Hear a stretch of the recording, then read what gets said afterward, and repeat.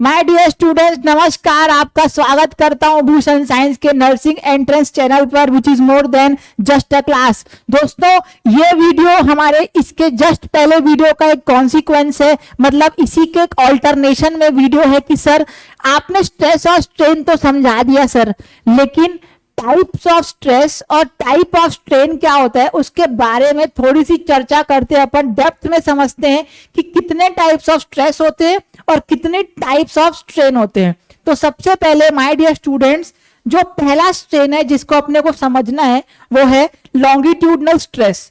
इसका मतलब आपकी ये बॉडी है, आपकी सपोज करना माय डियर स्टूडेंट्स ये एक ए बॉडी है, तो इसमें दो टाइप की एक्सिस होती है।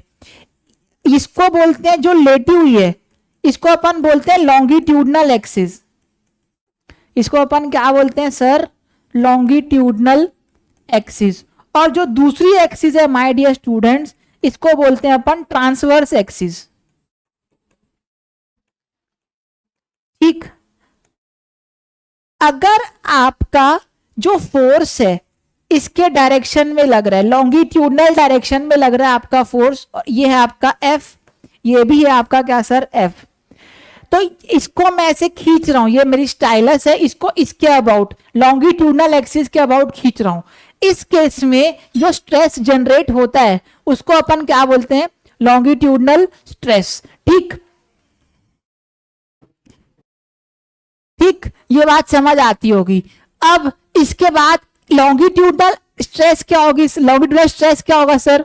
स्ट्रेस की वैल्यू होती है एफ इंटरनल अपॉन एरिया। तो यहां पे सर लॉन्गिट्यूडनल स्ट्रेस जनरेट कहां होगा? यहां पर, यहां पर, यहां पर। देखो, आपने फोर्स ऐसे लगाया, आपने फोर्स क्या लगाया? ऐसे, लेकिन आपका जो स्ट्रेस जनरेट होगा वो कहां होगा सर? ट्रांसवर्स एक्सिस में। स्ट्रेस जनरेट कहां होगा सर? ट्रांसवर्स एक्सिस में, लेकिन उसको बोलेंगे क्या? Longitudinal stress. ठीक, इसके बाद दोस्तों दूसरे टाइप की दूसरी टाइप की जो स्ट्रेस होती है उसको अपन बोलते हैं शियर स्ट्रेस। समझना, सपोज करना आपने ये एक ग्राउंड का सरफेस है या कोई भी सरफेस है, ठीक, इसके ऊपर आपने एक वो रखा है बॉडी, इसको आपने क्या किया? नीचे से फिक्स कर दिया है। नीचे से क्या किया है सर? फिक्स्ड। ठीक, अब अगर आप ना देखो, इस केस में क्या था समझना, दोनों में डिफरेंस समझना। इस केस में जो क्रॉस सेक्शन एरिया है ना, इसके परपेंडिकुलर लग रहा है फोर्स। आपका ये एरिया है, ये है आपका एरिया, इसके परपेंडिकुलर लग रहा है फोर्स। तब जो स्ट्रेस जनरेट होती है उसको बोलते हैं लॉन्गिट्यूडनल स्ट्रेस। ठीक, जब आप ये एरिया इसका ऐसे है, आपका ना ये ऊपर वाला एरिया है, इसका टॉप व्यू है, ये जो बॉडी है, बॉडी, ये जो बॉडी है इसका टॉप व्यू, मतलब मैं इसको ऊपर से देख रहा हूं। ठीक, उस केस में जो फोर्स लग रहा है ना, ये ऐसे लग रहा है। आप समझ पा रहे होगे मेरी बात को? फोर्स यहां पे ये ऐसे लग रहा है। एक्चुअल में ये जो एरिया है, एरिया इसके ना पैरेलल फोर्स लग रहा है यहां पे। जब एरिया के पैरेलल फोर्स लगता है, एरिया के पैरेलल फोर्स लगता है, उस समय जो स्ट्रेस जनरेट होता है उसको अपन बोलते हैं शियर स्ट्रेस। देखो, आप इमेजिन कर पा रहे हो, ये जो ब्लॉक नीचे से क्या है सर? नीचे से फिक्स है, तो अगर मैं इसको फोर्स लाऊंगा तो ऐसे आगे खसकेगा, जैसे मैं आगे खसक रहा हूं। जैसे मैं यहां पे खड़ा हूं, अब मैं को आगे खसकाएंगे तो ये ऐसे आगे खसकूंगा कि नहीं? इसको बोलते हैं अपन शियर स्ट्रेस। और ये कब जनरेट होता है?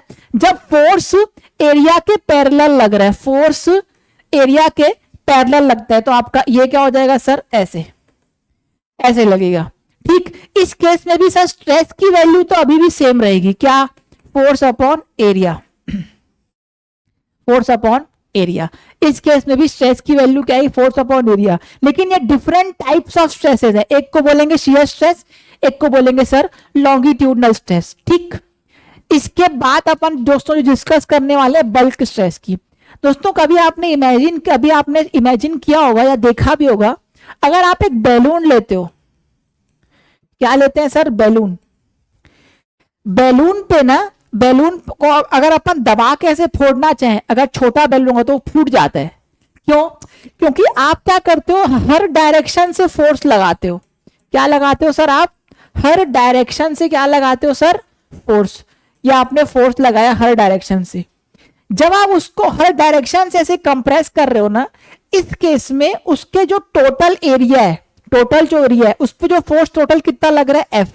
लेकिन एक्चुअल में ये फोर्स क्या है सर, ये फोर्स उसको दबा रहा है चारों तरफ से, तो इसको अपन बोलते हैं बल्क स्ट्रेस। मतलब उसके ऊपर बल्क में, होलसेल में चारों तरफ से स्ट्रेस लग रहा है, होलसेल में क्या लग रहा है, चारों तरफ से स्ट्रेस, तो इसको अपन क्या बोलेंगे, बल्क स्ट्रेस। दोस्तों ये भी रहेगा क्या, फोर्स अपॉन रहेगा ये भी एरिया, ये भी क्या रहेगा, फोर्स अपॉन एरिया, लेकिन ये चारों तरफ से लग रहा है।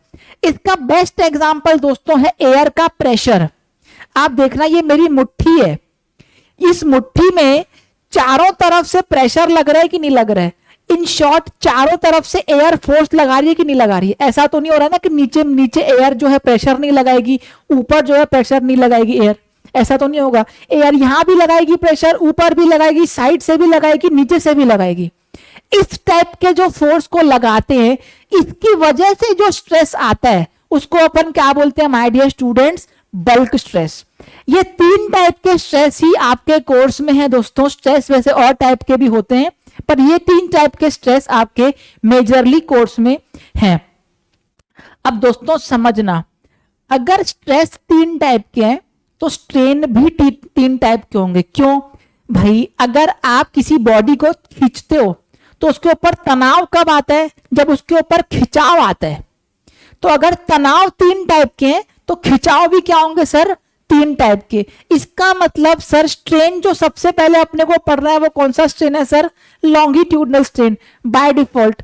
अब समझना, अगर आप किसी बॉडी को उसके लॉन्गिट्यूडनल एक्सिस में फोर्स लगा रहे हो तो क्या ये बॉडी कम खींचेगी कि नहीं खींचेगी सर, बिल्कुल। तो होगा क्या सर, इसकी लेंथ बढ़ जाएगी, इसकी लेंथ क्या होगी सर, बढ़ जाएगी। बढ़ेगी कि नहीं बढ़ेगी भाई, आप रबड़ को खींचते हो तो छोटा हो जाता है क्या भाई, रबड़ को ऐसे खींच के बड़ा करते हो तो बड़ा होता है ना भाई, क्यों, क्योंकि आप उसमें लॉन्गिट्यूडनल स्ट्रेस लगा रहे हो। तो लॉन्गिट्यूडनल स्ट्रेस जब लगाते हो दोस्तों, तो यहां पे आपको क्या हो रहा है, आपकी लेंथ बढ़ेगी। अगर आप उसको कंप्रेस करना चाह रहे हो, मतलब फोर्स का डायरेक्शन ऐसे नहीं रख के सर आप क्या रख रहे हो सर, ऐसे रख रहे हो, इस केस में भी तो स्ट्रेन आएगा।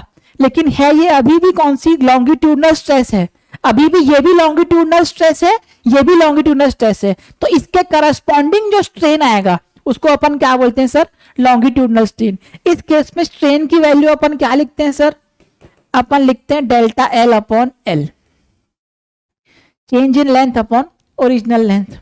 ठीक, अच्छा अब सर अपन ने शियर स्ट्रेस पढ़ा था, तो अपन क्या देखेंगे सर, शियर स्ट्रेन भी देखेंगे। अब शियर स्ट्रेन में अपन ने क्या देखा, आपने ये डब्बा बनाया, डब्बे को जब ऐसे फोर्स लगा रहे थे एफ, तो ये ऐसे खसक गया, ये ऐसे क्या हो गया सर, खसक गया।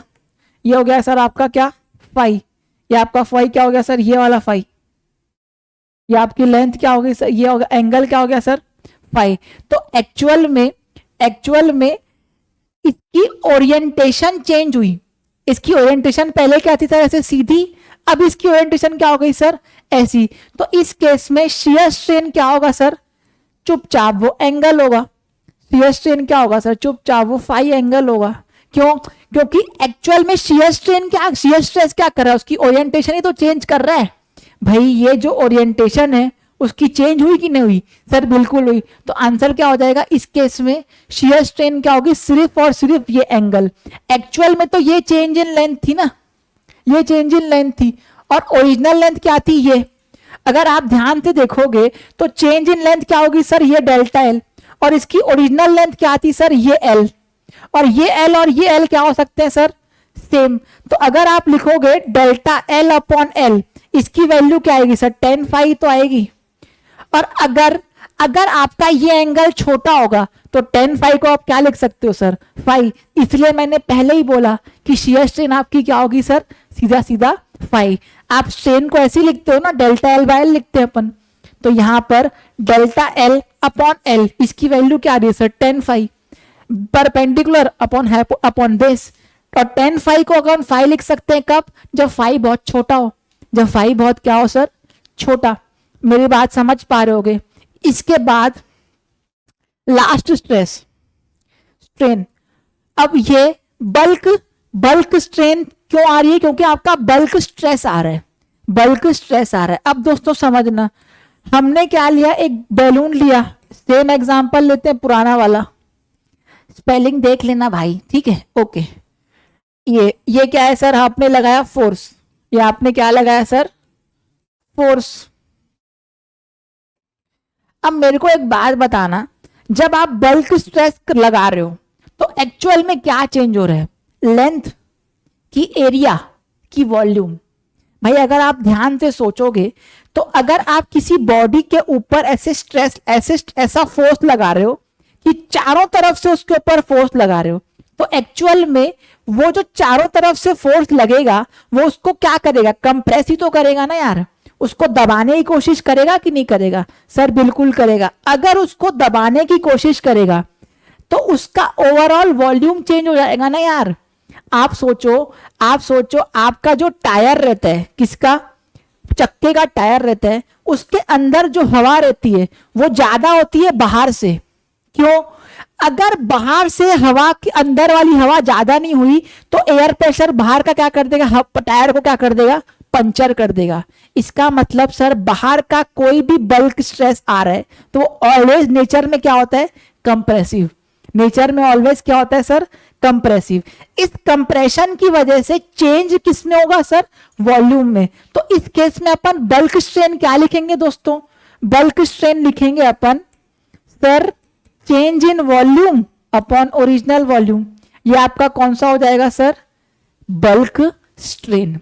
तो दोस्तों ये था एकदम प्रैक्टिकल एग्जांपल के साथ आपको बताते हुए स्ट्रेस और स्ट्रेन के पूरे टाइप्स अपन बताया मैंने आपको स्ट्रेस और स्ट्रेन के। इसके जस्ट पिछले वीडियो में मैंने स्ट्रेस और स्ट्रेन क्या होता है वो भी एक्सप्लेन किया है, उसको भी आप देख सकते हो, उसका लिंक आपको मिल जाएगा दोस्तों डिस्क्रिप्शन में। तो दोस्तों ये थी पूरी कहानी स्ट्रेस और स्ट्रेन की। आशा करता हूं आपको स्ट्रेस और स्ट्रेन का ये चैप्टर पसंद आया तो हमारे चैनल को लाइक शेयर सब्सक्राइब करें और ऐसे ही बेहतरीन कंटेंट के लिए बने रहे हमारे Bhushan science nursing entrance channel में। तब तक के लिए दोस्तों मिलते हैं एक नए वीडियो में। Bharat Dulani signing of.